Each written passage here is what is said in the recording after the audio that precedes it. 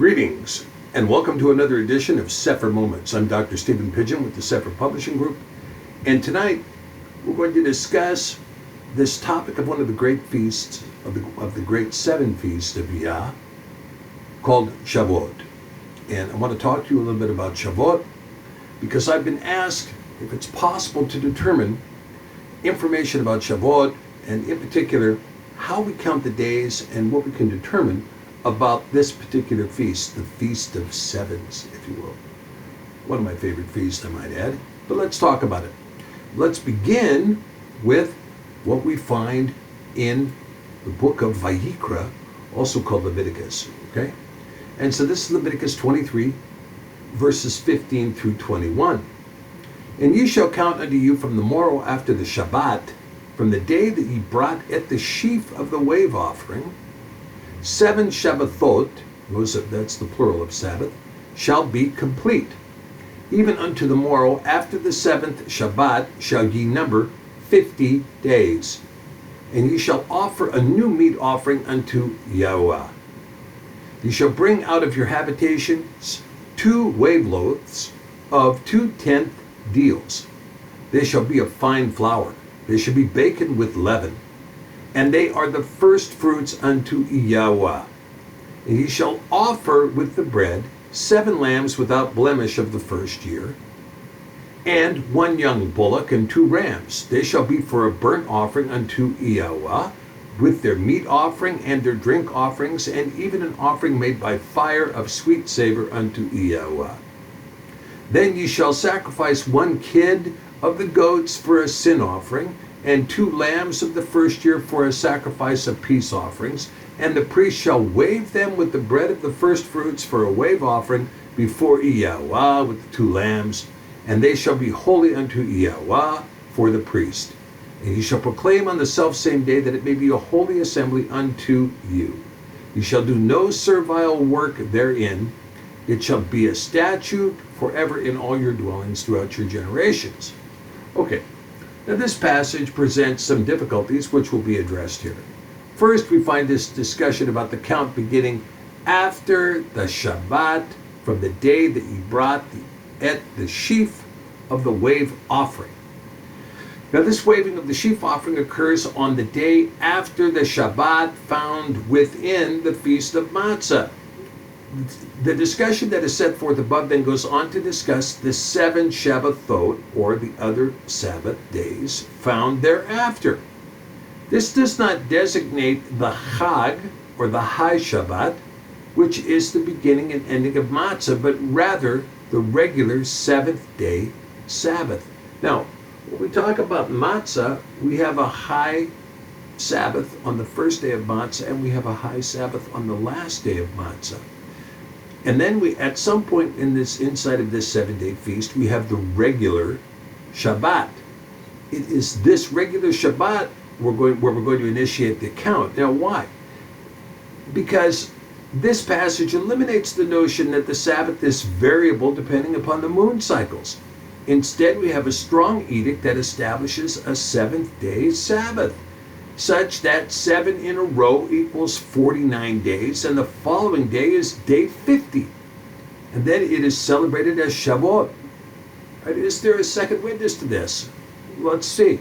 So in calculating the current year, we find the new moon on Erev Aviv began on the evening of March 16th and the day of March 17th. That is Erev Rosh Hashanah was the evening of March 16th. This puts Erev Pesach beginning on March 30th and following on the regular Sabbath of March 31st. Now this is in the calendar year 2018 for those of you who may be watching this at another time. This puts Chag Matzah, the High Sabbath of Matzah, on the evening of March 31st and the day of April 1st. As a consequence, the Shabbat from which the counting of the Omer would begin is the regular Shabbat, beginning on Erev Shabbat on April 6th and continuing through April 7th.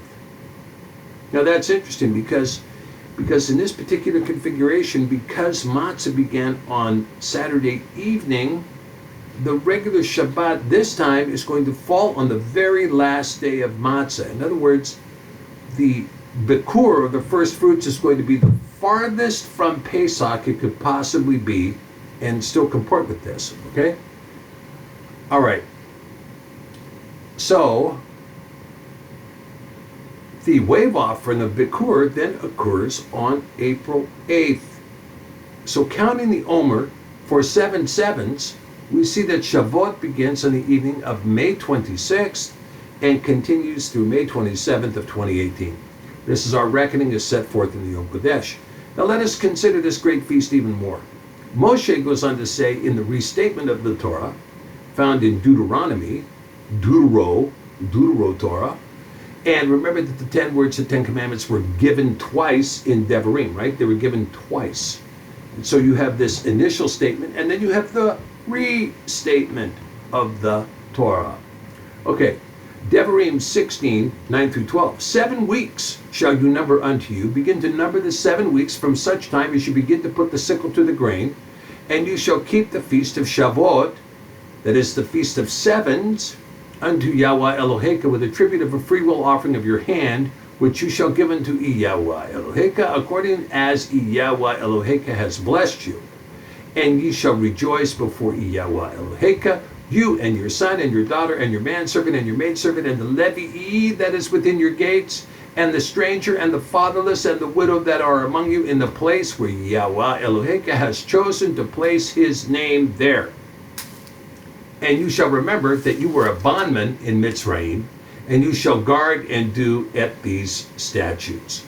So we see now that Shavuot was intended as a feast of rejoicing and a feast celebrating freedom from Mitzrayim, that is to say, Egypt. And as we know, we continue to remain in Egypt even this day. But let's continue though. In Devarim, again, the restatement, Deuteronomy 16, verses 16 through 17. 3 times a year shall all your males appear before Yahweh Eloheka in the place which he shall choose, in the feast of Matzah, and in the feast of Shavuot, or the feast of sevens, and in the feast of Sukkot, or the feast of tabernacles, and they shall not appear before Yahweh empty. Every man shall give as he is able, according to the blessing of Yahweh Eloheka, which he has given to you. Okay, interesting, because what you see here is, you see a reduction of the 7 feasts to 3 times, okay? 3 times. You have the spring feast, which have 3 feasts in them. You have the fall feast, which have 3, and then you have Shavuot here in the, in the golden mean between the 2.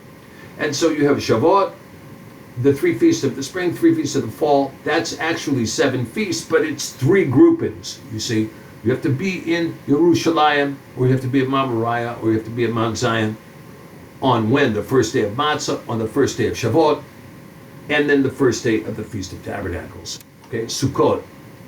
All right, now in Jubilees, we're going to get some interesting information here, right? There's additional reasons why the Feast of Shavuot was given to us in the book of Jubilees. Now let's take a look at this. This is Yov Halim, Jubilees, chapter 6, verses 15 through 17. And he gave to Noach and his sons a sign that there should not again be a flood on the earth. He set his bow in the cloud for a sign of the eternal covenant, that there should not again be a flood on the earth to destroy it all the days of the earth. For this reason it is ordained and written on the heavenly tablets that they should celebrate the feast of Shavuot in this month once a year, to renew the covenant every year. Now, it's very interesting, because somebody pointed out to me, and I thought it was a very good statement, that before the flood, you didn't have rain on the earth. You had this kind of dew. You had this hyper-oxygenated environment where life was extremely thriving and, living much longer than it did now. And you didn't have this idea of precipitation and rain. You don't get rain until after the flood. And once you get rain, because there is rain now on the earth, we get the light reflecting through the rain at what? 7 times 7 degrees. Sheva times 7 degrees, shining through the light to give you the rainbow, which tells you that it will never flood on earth again. It'll never do that again. Okay, and when was that covenant given for the first time? Shavuot. We see that the Noachim covenant, sign of the bow in the heavens to never flood the earth again, was given on Shavuot, yet it is specified that this was not the only meaning for the feast, right? Because in Yovelim, Jubilees, chapter 6, verses 18 through 22, it reads this: "And this whole feast was celebrated in heaven from the day of creation until the days of Noah. 26 Jubilees and 5 weeks of years." This Shavuot was going on in heaven the whole time. And Noah and his sons observed it for 7 Jubilees and 1 week of years, till the day of Noah's death. And from the day of Noah's death, his sons did away with it until the days of Abraham, and they ate blood. Big no-no. But Abraham observed it, and Yitzchak and Yaakov and his children observed it up to your days, and in your days the children of Yasharel forgot it, until ye celebrated it anew on this mountain. And do you command the children of Yasharel to observe this feast in all this generation, all their generations, for a commandment unto them? 1 day in the year, in this month, they shall celebrate the feast. For it is the feast of Shavuot, and the feast of first fruits of the wheat harvest. This feast is a twofold feast, and of a double nature, according to what is written and engraved concerning it. Celebrate it. Celebrate Shavuot. For I have written in the Eth Cepher of the first Torah, in that which I have written for you, that you should celebrate it in its season, 1 day in the year. And I explained to you its sacrifices, that the children of Yasharel should remember and should celebrate it throughout their generations. And it is also true that Shavuot, that Solomon, Shalomah, also celebrated this feast in similitude. That is to say, he also rejoiced in Shavuot. Divrei Hayamim Sheni, that is to say, 2 Chronicles, chapter 8, verses 11 through 13. And Shalomah brought up the daughter of Pharaoh out of the city of David unto the house that he had built for her. For he said, My woman shall not dwell in the house of David, king of Yasharel, because the places are holy, whereunto the ark of Yahweh has come. Then Shalomah offered burnt offerings unto Yahweh on the altar of Yahweh, which he had built before the porch, even after a certain rate every day, offering according to the commandment of Moshe, on the Shavuot and on the new moons and on the solemn feasts 3 times a year, even in the feast of Matzah and in the feast of Shavuot and in the feast of Sukkot. Once again, we see the 3 feasts, the 3 generalized feasts: Matzah, Shavuot, and Sukkot.